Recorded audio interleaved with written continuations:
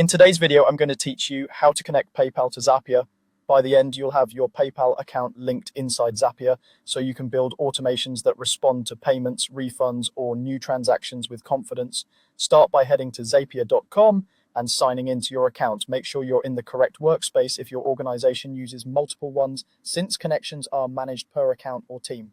Once you're at the dashboard, look to the left sidebar and open App Connections. This area is your hub for managing the apps Zapier can talk to, and keeping everything here ensures your Zaps run smoothly without constant reauthorization. On the App Connections page, select Add Connection. A search window will appear. In the search bar, type PayPal. You should see PayPal in the results. Click it to proceed.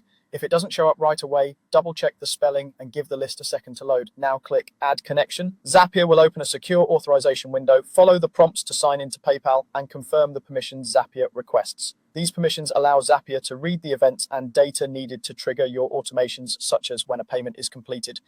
Take a moment to verify you're connecting the correct PayPal account, especially if you manage multiple accounts for different brands or regions. When authorization completes, you'll return to Zapier and see PayPal listed among your connected apps. To be sure everything is active, click Test next to the new connection. A successful test means you're ready to use PayPal in your Zaps without any extra setup. A few quick tips if you hit a snag. If the authorization window doesn't appear, check your browser's pop-up blocker and allow pop-ups for Zapier.